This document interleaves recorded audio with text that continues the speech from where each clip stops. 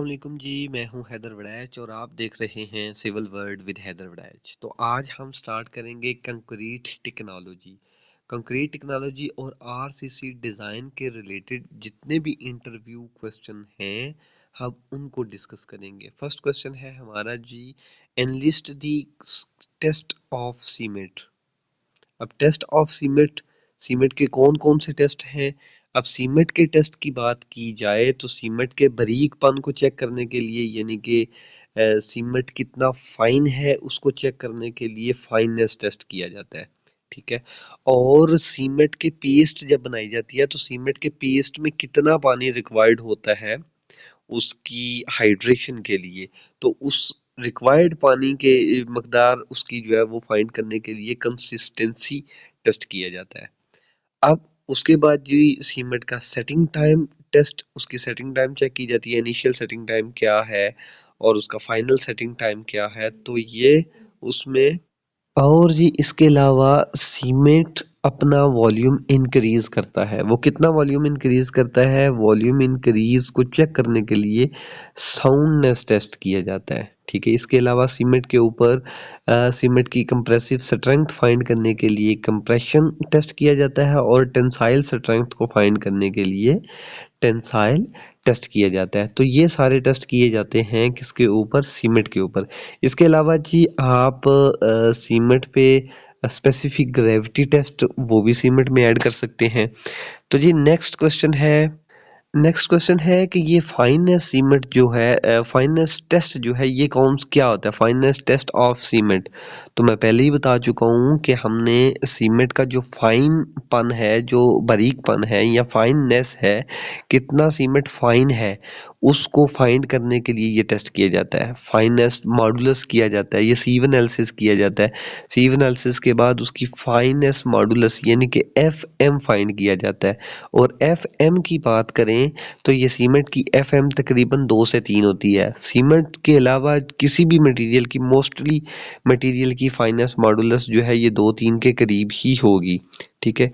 अगर हम fine aggregate की बात करते हैं तो उसमें भी ये 2 से 3 है। ठीक है। जबकि हम कोर्स एग्रीगेट की बात करेंगे तो वो 6 से 8 जो है वो फाइनेंस मॉडुलस हो जाएगा। तो सीमेंट के केस में फाइनेंस मॉडुलस कितना होना चाहिए? 2 से 3 होना चाहिए। ठीक है। तो फाइनेंस मॉडुलस है क्या? Fineness test of the cement, cement के बारीकपन को चेक करने के लिए जो टेस्ट करते हैं उसको हम फाइन टेस्ट कहते हैं, फाइनेंस टेस्ट कहते हैं।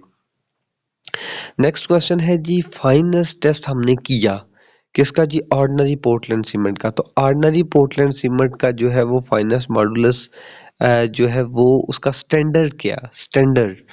ठीक है। तो अगर हम स्टैंडर्ड की बात करते हैं तो इसको जो है ना, मतलब सीमेंट को हम किसी सीव से गुजारते हैं। सीव क्या होता है जी? हमारे पास ऐसे सीव बनी हुई होती हैं, यानी कि जो है वो ऐसे अंदर जाली लगी होगी। ठीक है। तो ये हमारे पास सीव है। अब इस सीव में से सीमेंट को गुजारा जाता है। अब ये जो हमारा एक बॉक्स है या एक हमारे पास ये स्क्वायर बन रहा है, इसका साइज डिफरेंट होता है, ये सीव के साइज के मुताबिक होगा। ठीक है। तो सीमेंट के फाइननेस को चेक करने के लिए ये जो हमारा एक बॉक्स का साइज है ये 90 माइक्रोन्स होना चाहिए। ठीक है। तो इसको हम बोलेंगे ये सीव कौन सी है जी? 90 माइक्रोन्स सीव है। ठीक है। अगर हम इसको मिलीमीटर में लें तो ये 0.09 mm साइज होना चाहिए इस बॉक्स का, यानी कि इस बॉक्स ये स्क्वायर शेप का होता है, इसका साइज भी जो है वो 0.09 mm होगा, इसका साइज भी 0.09 mm होगा। तो ऐसी सीव में से हम पूरे सीमेंट को गुजारते हैं। ठीक है। कौन से सीमेंट को गुजारते हैं जी? ऑर्डिनरी पोर्टलैंड सीमेंट या कोई और सीमेंट जिसका हमने टेस्ट करना है। ठीक है।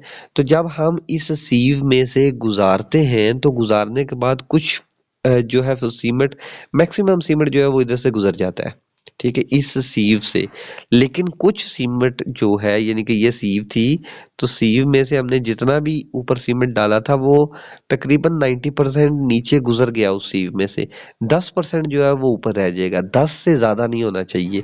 अगर तो ये 90 माइक्रोन्स वाली सीव में से सीमेंट गुजर जाता है तो इसको हम ऑर्डिनरी पोर्टलैंड सीमेंट बोलेंगे। जबकि इस सीव के ऊपर जो है तकरीबन 10% सीमेंट रह जाता है। ठीक है। अगर हमने 100 ग्राम सीमेंट जो है उसका टेस्ट किया तो 90 प्लस ग्राम जो है वो सीमेंट उस सीव से निकल जाएगा। तो 10, 9, 8, 7 इतने परसेंटेज जो है वो सीमेंट के ऊपर रह जाएगी, तो इसको ऑर्डिनरी पोर्टलैंड सीमेंट बोलेंगे। जबकि अगर हम बात करें रैपिड हार्डनिंग सीमेंट की, तो रैपिड हार्डनिंग हम इसको भी पहले पढ़ चुके हैं। जो रैपिड हार्डनिंग सीमेंट होता है ना, ये मतलब नाम से जा रहा है कि रैपिड हार्डनिंग, ये जल्दी से जो है ना हार्ड हो जाता है, जल्दी से सख्त हो जाता है। तो ऐसा सीमेंट जो जल्दी से सेट हो जाता है ना, वो क्यों सेट होता है? क्योंकि उस सीमेंट की हीट ऑफ हाइड्रेशन तेजी से होती है। और हीट ऑफ हाइड्रेशन तेजी से क्यों होगी? क्योंकि जो सीमेंट है वो ज़्यादा बारीक होगा। अगर सीमेंट ज़्यादा बारीक होगा तो इसका मतलब है जो हमारी सीव थी, सीव में से 90 से बल्कि 95% तक जो है ना वो गुजर जाएगा 90 सी माइक्रोन सीव से, ठीक है?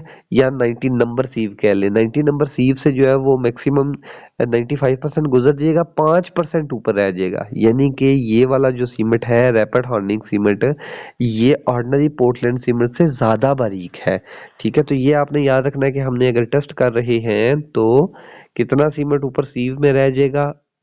इंटरव्यूअर आपसे पूछ सकता है फाइनेंस मॉडुलस या फाइनेंस टेस्ट आपने किया, तो आपने फाइनेंस टेस्ट जो है वो होता क्या है? फिर वो कहेगा जी इसको आपने कौन सी सीव में से गुजारा, ये आपको पता होना जी। फिर वो पूछ सकता है कि अगर हमारे पास ऑर्डिनरी पोर्टलैंड सीमेंट है तो कितनी परसेंटेज में जो है वो सीमेंट उससे नहीं गुजरेगा, तो वो आपको पता होना चाहिए। ठीक है, नेक्स्ट क्वेश्चन है जी setting time of the cement.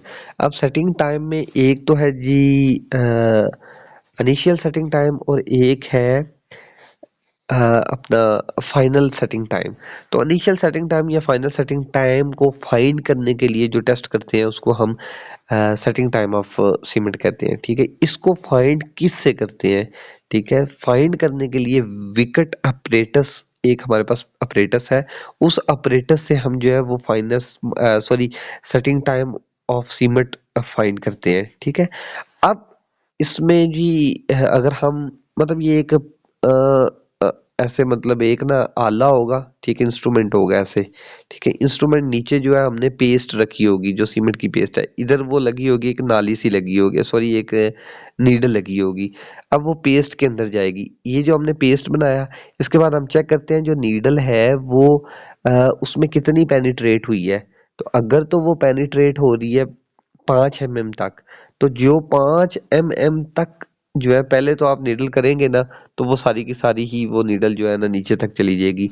लेकिन आपने कुछ टाइम बाद मतलब टाइम गुजरता जाएगा, बार बार आपने चेक करना है, तो जब ये नीडल 5 mm पेनिट्रेट करेगी उसके बाद उससे नीचे नहीं जाएगी, तो ये इसका इनिशियल सेटिंग टाइम होगा, ठीक है? टाइम नोट कर लेना है।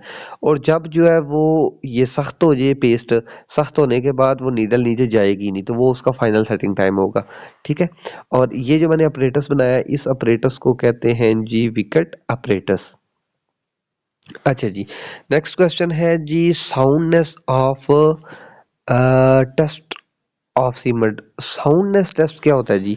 साउंडनेस टेस्ट होता है कि जो भी कंक्रीट है, कंक्रीट ये कंक्रीट है तो कंक्रीट जो है ड्राई होने के बाद अपना वॉल्यूम इंक्रीज कर लेती है, ठीक है? मुमकिन है बाद में इतना हो जाए, ठीक है? तो ये जो वॉल्यूम उसने इंक्रीज किया है, इसको चेक करने के लिए कितने परसेंट वॉल्यूम इंक्रीज हुआ है, तो ये चेक करने के लिए साउंडनेस टेस्ट किया जाता है, ठीक है?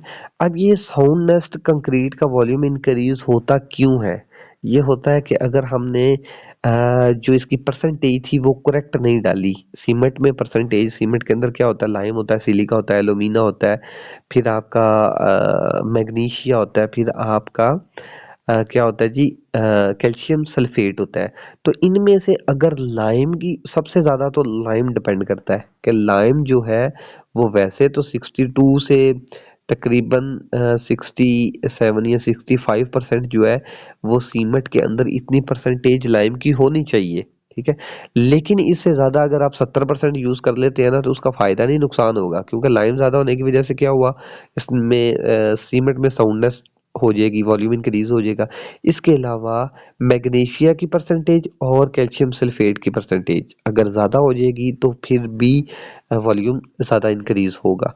ठीक है जी। आगे जी, purpose of the soundness of cement, तो पर्पस यही है ना कि वॉल्यूम कितना इंक्रीज हुआ, और इंक्रीज किन किन वजह से होता है। एक तो होता है लाइम की वजह से, अगर लाइम ज़्यादा उसमें हमने ऐड कर दिया सीमेंट की जब मैन्युफैक्चरिंग थी उस दौरान, या मैग्नीशिया ज़्यादा ऐड कर दिया, या कैल्शियम सल्फेट ज़्यादा ऐड कर दिया। तो ये भी एमसीक्यूज टाइप क्वेश्चन में भी आता है कि साउंडनेस जो है वो किस वजह से होता है। तो ये इन तमाम चीज़ों की वजह से होता है, लेकिन मैक्सिमम जो है वो लाइम की वजह से होगा। नेक्स्ट क्वेश्चन है हमारा जी, differentiate between initial and final setting time of cement.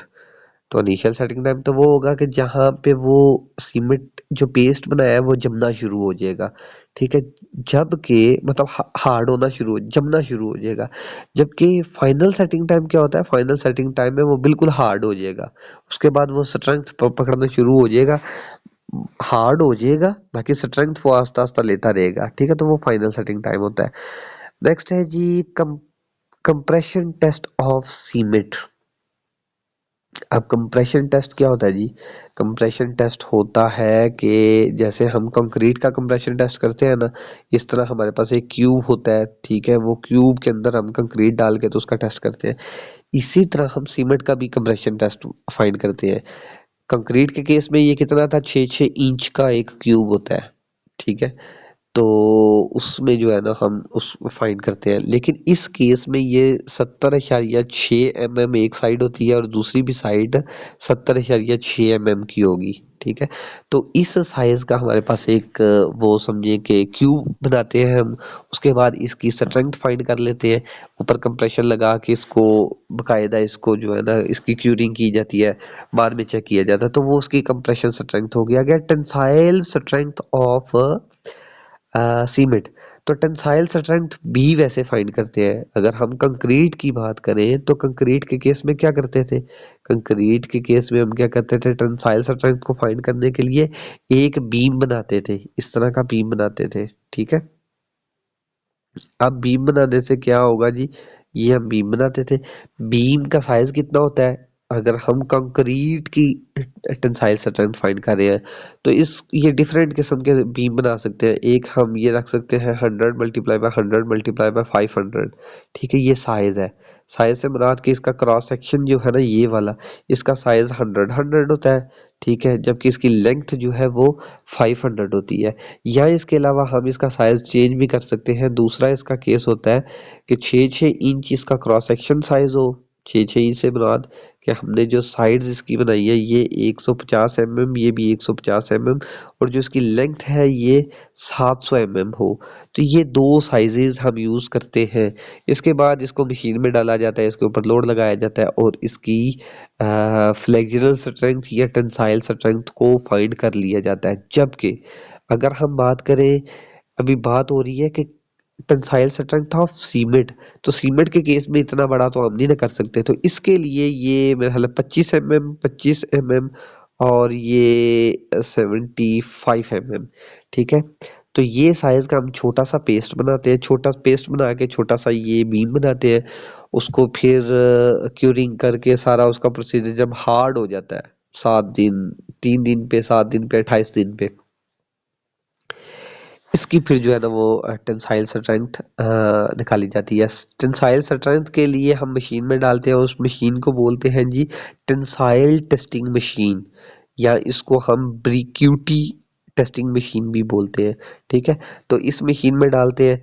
इसके अलावा ये हमने जब तैयार करना था ये बीम, तो इस बीम को एक मोल्ड बना के ना उसमें जो है वो ये सारा कुछ डाल दिया जाता है। तो इस मोल्ड मतलब एक सांचा होता है, तो इसको हम टेंसाइल मोल्ड या ब्रिक्यूटी मोल्ड भी बोलेंगे। ठीक है, अच्छा जी। नेक्स्ट क्या क्वेश्चन है, नेक्स्ट क्वेश्चन है जी, define consistency test of cement. ठीक है, क्या है जी कंसिस्टेंसी टेस्ट ऑफ सीमेंट। तो कंसिस्टेंसी क्या होता है, कंसिस्टेंसी ये होता है कि सीमेंट की पेस्ट बनाई जाती है, अब सीमेंट की पेस्ट बनाते वक्त पानी इतना ऐड किया जाता है कि हीट ऑफ हाइड्रेशन हो जाए, ठीक है, मतलब इतना मिनिमम वाटर जिस पे हीट ऑफ हाइड्रेशन हो जाए, और ये तकरीबन 23% होता है। इसमें 15% और हम एक्स्ट्रा ऐड करते हैं, वो तो हम यूं समझे कि ये हाइड्रेशन के लिए होगा, ये उसका पेस्ट शेस्ट सारा बनाने के लिए होगा। टोटल 38% होता है। ये तो उसकी मिनिमम वाटर सीमेंट रेशियो होगी ना, 0.38 या 0.40, ठीक है। अच्छा जी, नेक्स्ट क्वेश्चन है कि इक्विपमेंट कौन से यूज होंगे टेंसाइल टेस्ट में। तो टेंसाइल सेट में मैंने आपको बताया, पहले मोल्ड तैयार करेंगे। उस मोल्ड को क्या बोलते हैं जी, ब्रिक्यूटी मोल्ड। फिर उसके बाद उसको उसकी क्यूरिंग श्यूरिंग करेंगे, सारा कुछ करेंगे। उसके बाद उसको टेंसाइल टेस्टिंग मशीन में डालेंगे। उसको टीटीएम यानी कि टेंसाइल टेस्टिंग मशीन भी बोलेंगे, या फिर ब्रिक्यूटी टेस्टिंग मशीन बोलेंगे। उसके अलावा जी मिक्सिंग पैन, मतलब छोटा सा पैन होगा जिसमें हमने मिक्स करना है। ट्रॉवल छोटी सी जो है उसकी वो ट्रॉवल होगा। और इसके अलावा क्यूरिंग टब जिसमें हमने उसकी क्यूरिंग करनी है। तो ये उसके इक्विपमेंट्स हैं। नेक्स्ट इंटरव्यूअर आपसे पूछता है जी एडमिक्सचर क्या होता है, ठीक है। एडमिक्सचर यूज इन कंक्रीट क्यों करते हैं। एडमिक्सचर क्या होता है कि सीमेंट इंग्रेडिएंट्स क्या हैं जी। सीमेंट इंग्रेडिएंट में सीमेंट है, सैंड है, एग्रीगेट है, फाइन एग्रीगेट, कोर्स एग्रीगेट है, या वाटर है। इसके अलावा एक्स्ट्रा जो भी चीज़ हम ऐड करेंगे, किस किस लिए ऐड करेंगे, सीमेंट कंक्रीट की प्रॉपर्टी को इंक्रीज करने के लिए। तो जो हम एक्स्ट्रा इंग्रेडिएंट यूज करेंगे इसको हम एडमिक्सचर बोलेंगे, ठीक है।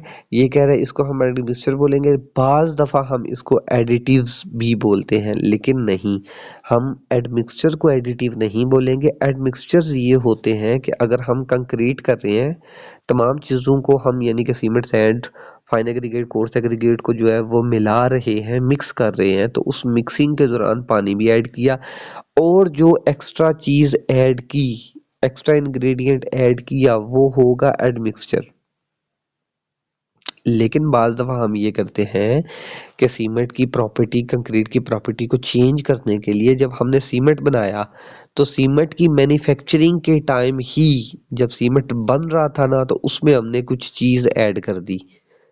उस टाइम पे जो चीज़ हमने ऐड की कि मतलब उसकी खसूसियात या उसकी प्रॉपर्टी को चेंज करने के लिए, तो उस टाइम जो हम एक्स्ट्रा चीज़ ऐड करेंगे उसको हम एडिटिव्स बोलेंगे, ठीक है। थोड़ा सा इनमें डिफरेंस है। अच्छा जी, नेक्स्ट क्वेश्चन है कि ये जो एडमिक्सचर्स हैं इनकी टाइप्स कौन कौन सी हैं। एडमिक्सचर्स कौन कौन से होते हैं। एक्सीलेटर है, रिटार्डर है, वाटर रिड्यूसिंग एडमिक्सचर है, और स्पेशल एडमिक्सचर्स है। अब ये जो रिटार्डर है या एक्सीलेटर है, ये क्या है। सबसे पहले हम देखते हैं जी रिटार्डर को। To define the retarder, retarder जो है वो सेटिंग टाइम को इंक्रीज कर देते हैं। मैंने क्या बोला, सेटिंग टाइम को इंक्रीज करते हैं। यानी कि अगर उसने 20 मिनट में सेट होना था तो वो 30 मिनट में सेट हो रहा है, 30 मिनट में सेट होना था तो वो 40 मिनट में सेट हो रहा है, ठीक है। यानी कि सेटिंग टाइम को इंक्रीज कर दिया, सेटिंग टाइम को इंक्रीज कर दिया। मतलब सेटिंग टाइम इंक्रीज होने से क्या मुराद है कि वो बड़ा देर से ही बड़ा स्लो स्लो सेट होगा, ठीक है। तो रिटार्डर का मतलब है कि उसकी सेटिंग होने की स्पीड कम कर दी, जबकि सेटिंग टाइम, जो उसका टाइम है जब तक उसने सेट होना है, वो ज़्यादा कर दिया, ठीक है। और इसके लिए हम यूज़ करते हैं जिप्सम। जिप्सम जो है ये हमारा एक रिटार्डर है, ठीक है। और नेक्स्ट है कि एक्सीलेटर। एक्सीलेटर क्या होता है। वैसे जिप्सम की परसेंटेज भी आपको पता होना, ये 3% से ज़्यादा ऐड नहीं करते, फिर उसके नेगेटिव जो है ना वो इफेक्ट्स होंगे। नेक्स्ट है जी डिफाइन दी एक्सीलेटर। एक्सीलेटर क्या होता है जी। एक्सीलेटर मतलब वैसे ही एक्सीलेटर मतलब स्पीड देना। तो ये स्पीड देने से क्या मुराद है कि ये सीमेंट को जल्दी से सेट करेगा। तो जल्दी से सेट तो करेगा, लेकिन वो जो सेटिंग टाइम है वो क्या हो जाएगा। अगर हम सेटिंग टाइम की बात करें तो सेटिंग टाइम कम हो जाएगा। यानी कि अगर उसने 1 घंटे में सेट होना था ये, तो वो आधे घंटे में सेट होगा, यानी कि टाइम को उसने कम कर दिया। अगर आधे घंटे में सेट होना था तो उसने 10 मिनट में सेट कर दिया। ठीक है, तो ये है एक्सीलेटर। एक्सीलेटर में कैल्शियम क्लोराइड एक हमारा एक्सीलेटर है। कैल्शियम क्लोराइड को हम एडमिक्सचर्स लेते हैं एज अ एक्सीलेटर। और कैल्शियम क्लोराइड को याद रखना ही है एक्सीलेटर, ये 2% से ज़्यादा, 1 से 2% से ज़्यादा नहीं होना चाहिए, फिर उसके नेगेटिव इफेक्ट्स भी आ सकते हैं। ठीक है, नेक्स्ट है जी स्पेशल एडमिक्सचर्स। तो स्पेशल एडमिक्सचर्स ये आप ले लें कि अगर कोई स्पेशल पर्पस के लिए, मतलब कि किसी और पर्पस के लिए हम कोई एडमिक्सचर्स यूज़ करेंगे तो वो स्पेशल पर्पस हो जाएगा। बाकी एक था जी water reducing admixtures. Water reducing मतलब ये है कि कंक्रीट में वाटर रिड्यूस हमने करना क्यों पड़ा, वाटर रिड्यूसिंग एडमिक्सचर्स, कि वाटर को रिड्यूस करने वाला एडमिक्सचर। तो वाटर को रिड्यूस करने की नौबत क्या आई? तो देखें, हम कंक्रीट है हमारे दो तीन जो फाइन एग्रीगेट्स, कोर्स एग्रीगेट और सीमेंट, इन तीनों को हमने पानी डाला और इसको मिक्स कर दिया। ठीक है, अब जितना ज़्यादा पानी डालेंगे उसकी वर्कबिलिटी इंक्रीज होगी। जितनी वर्कबिलिटी इंक्रीज होगी उसका जो है वो ease to work, ease to mixing, ease to placing, ease to मतलब उसको काम करने में आसानी होगी जितनी वर्कबिलिटी ज़्यादा होगी। तो वर्कबिलिटी किससे ज़्यादा होगी? जितना पानी ऐड करेंगे। लेकिन जितना वाटर को हम ऐड करेंगे उतनी वर्कबिलिटी तो इंक्रीज हो रही है, लेकिन स्ट्रेंथ उतनी ही डिक्रीज हो रही है। तो हमने वाटर को ज़्यादा ऐड करना है क्योंकि काम मतलब वर्कबिलिटी ज़्यादा होगी तो ही तो वो कंपैक्शन अच्छे से होगी। अगर मतलब पानी कम होगा तो वर्कबिलिटी अच्छी नहीं होगी, तो उसकी कंपैक्शन बहुत करनी पड़ेगी, बड़ी एहतियात के साथ करनी पड़ेगी। ठीक है, तो क्योंकि वर्कबिलिटी ज़्यादा होने की वजह से वाइड्स कम हो जाते हैं और उसकी कंपैक्शन जो है ना वो आसानी से हो जाती है।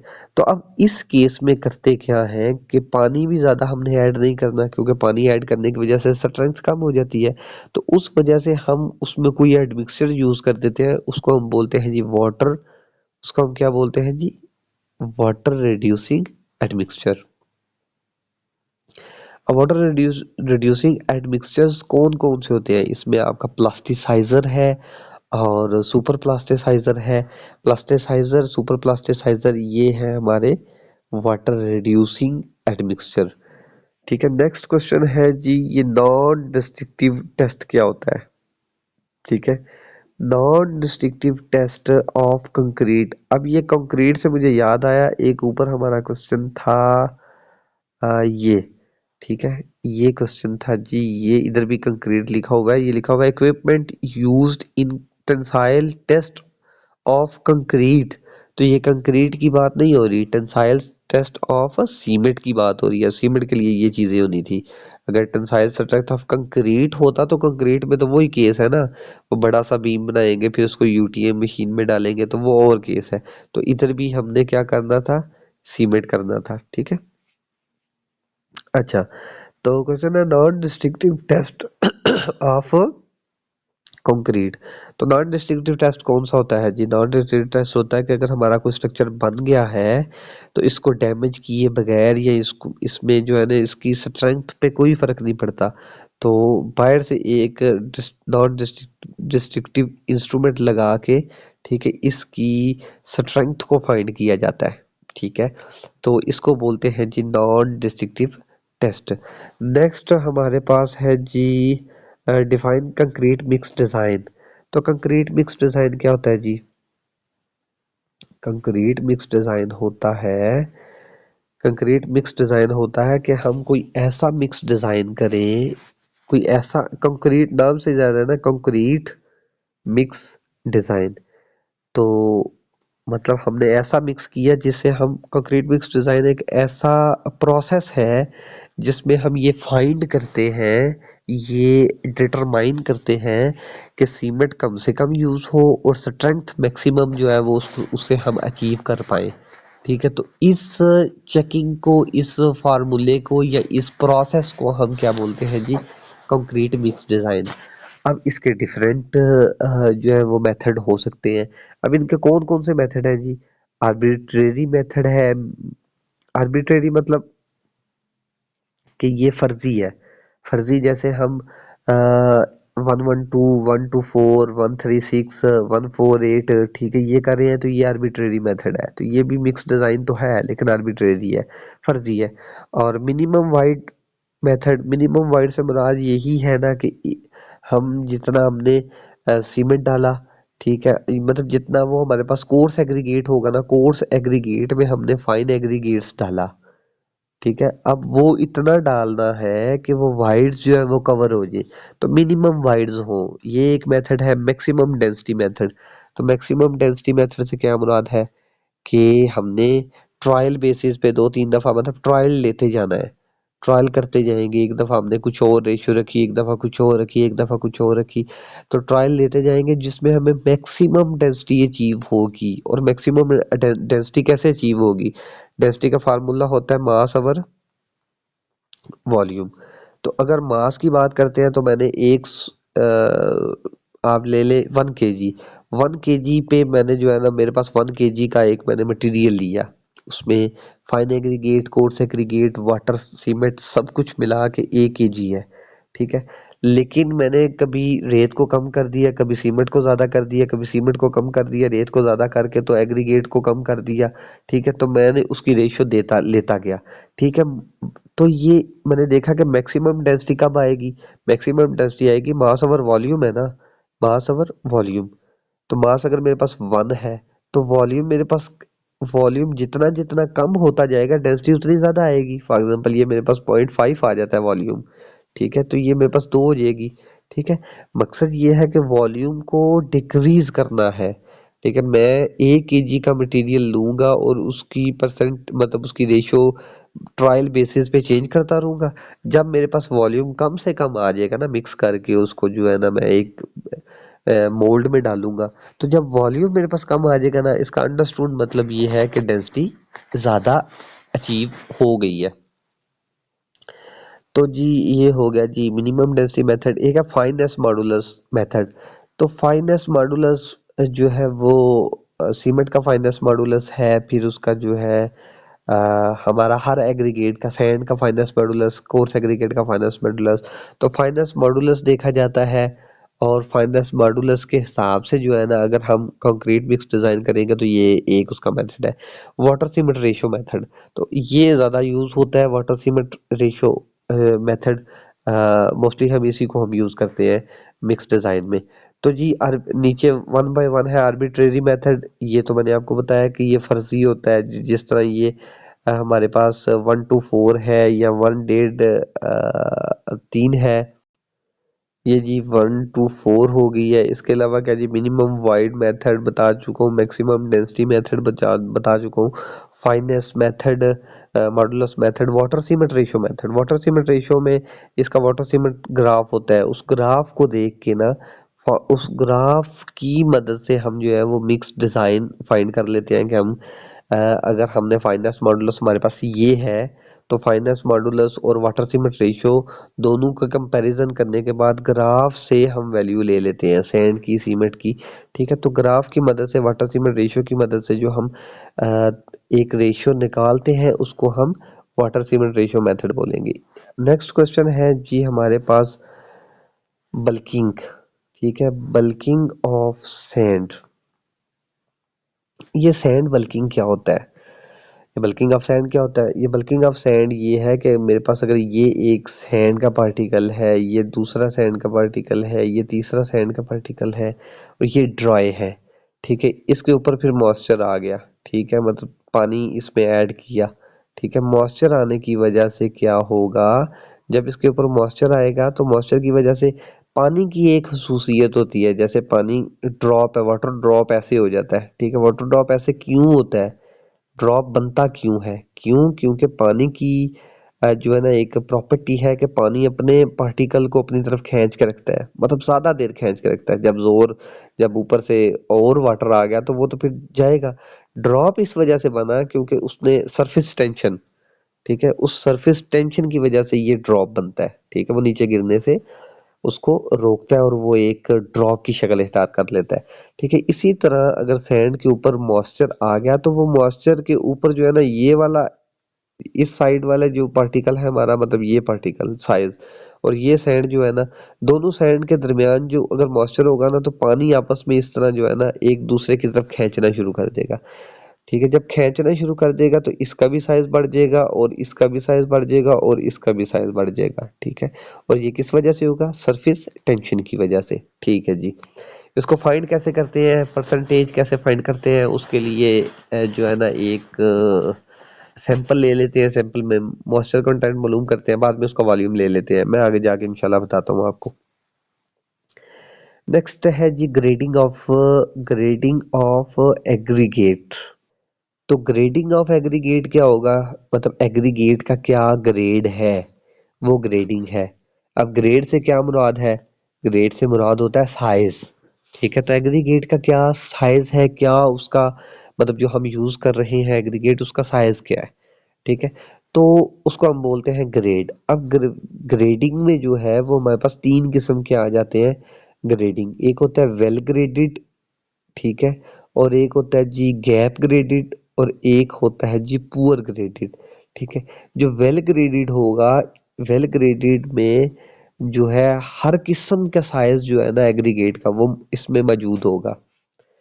मतलब कि अगर हम बात करते हैं किसी फाइन एग्रीगेट की, तो फाइन एग्रीगेट में अगर हमने 2 mm है ना, 2 का भी होगा, 2.5 का भी होगा, 3 का भी होगा, 4 का भी होगा, 2 से नीचे 1 का भी होगा। यानी कि सैंड की अगर बात करते हैं तो सैंड के तमाम साइजेस, छोटा बड़ा बड़ा बड़ा, हर साइज जो है ना वो उसमें मौजूद होगा। तो वेल ग्रेडेड की वजह से होता क्या है? वेल ग्रेडेड की वजह से, वेल ग्रेडेड मतलब जो बड़े साइजेस होंगे उसके अंदर छोटे साइजेस आ जाएंगे और गैप कवर हो जाएगा, यानी कि वाइड्स कवर हो जाएंगे। ठीक है, तो इसीलिए इसको वेल ग्रेडेड बोलते हैं। और गैप ग्रेडेड में क्या होता है? गैप ग्रेडेड से मुराद है अगर मैं 1 से लेके 4 तक जाता हूँ फाइन एग्रीगेट्स, तो 1 का भी होगा, 2 mm का भी होगा, और जी 4 mm का होगा। 3 mm का साइज होगा ही नहीं, मतलब गैप आ गया। ठीक है, तो उसको गैप ग्रेडेड। पुअर ग्रेडेड का मतलब है कि 1 mm के साइज हो गया और 4 का साइज हो गया, बीच में 2 का भी खत्म हो गया और 3 का भी खत्म हो गया, यानी कि लंबा गैप आ गया। मतलब एक ही साइज के सारे यहाँ होंगे या 1 से 2 साइज के होंगे। ठीक है, और जबकि वेल ग्रेडेड में 4 5 6 7 8 10 हर साइज के जो है ना वो एग्रीगेट होंगे। ठीक है, अच्छा जी। नेक्स्ट हाँ, चलो इसको देख लेते हैं। तो जी लाइम इन कंक्रीट, बिल्कुल लाइम हम यूज करते हैं कितना? सीमेंट, लाइम इन सीमेंट कितना यूज करते हैं? ये तकरीबन 62 से 65 टू 67%, 65 कर ले। नॉर्मली आप कह लें जी एवरेज 63% हम लाइम यूज करते हैं। ठीक है, अच्छा जी। नेक्स्ट ये है जी एलुमिना इन सीमेंट, एलुमिना भी यूज करते हैं। ठीक है, और इसके अलावा है जी, हम बात करते हैं अगर सिलिका भी हो गया। अगर सी थ्री ए क्या होता है जी? ये कैल्शियम ट्राई कैल्शियम अलूमिनेट होता है। तो ये सीमेंट में हम क्यों ऐड करते हैं? जितना ट्राई कैल्शियम अलूमिनेट सीमेंट में ज़्यादा होगा, इतनी हीट ऑफ हाइड्रेशन ज़्यादा होगी। ठीक है, हीट ऑफ हाइड्रेशन ज़्यादा होगी, इसका मतलब क्या होगा? अगर हीट ऑफ हाइड्रेशन ज़्यादा होगी तो सीमेंट जल्दी से सेट हो जाएगा। जबकि ट्राई कैल्शियम अलूमिनेट तो हमने ऐड करना ही करना है सीमेंट में। तो जब ट्राई कैल्शियम अलूमिनेट ऐड करेंगे तो सीमेंट जल्दी से सेट हो जाएगा, जबकि सीमेंट को हमने जल्दी से सेट होने से रोकना भी होता है। ठीक है, और रोकने के लिए हम क्या ऐड करते हैं? रोकने के लिए फिर हम जिप्सम ऐड कर देते हैं, ताकि C3A का रिएक्शन थोड़ा कम हो और जिप्सम जो है थोड़ी स्पीड कम करे।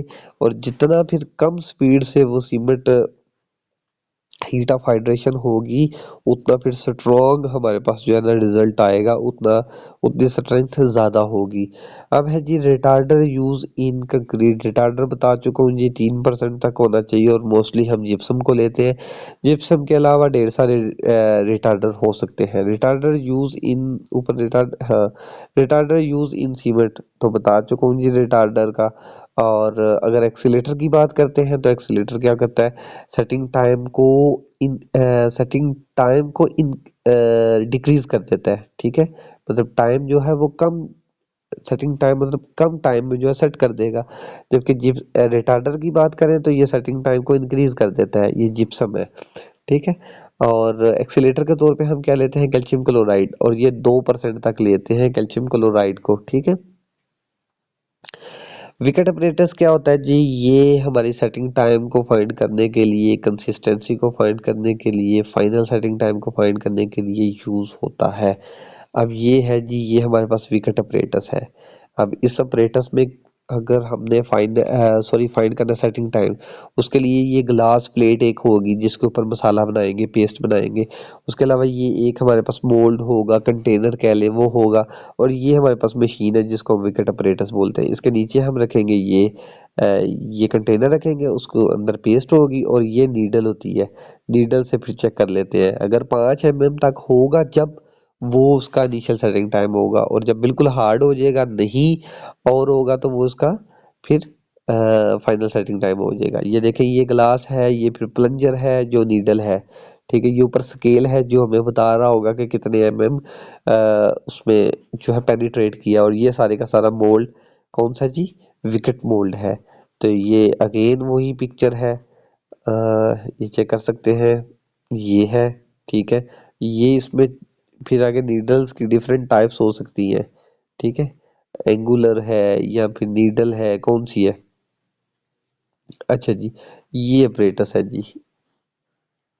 ये कौन सा अपरेटस है? Wicket apparatus. विकेट अपरेटस हम किस लिए फाइंड करते हैं, किस लिए यूज करते हैं? ये हम कंसिस्टेंसी के लिए यूज करते हैं, फाइनल सेटिंग टाइम और इनिशियल सेटिंग टाइम के लिए हम यूज करते हैं। जिप्सम क्या होता है जी?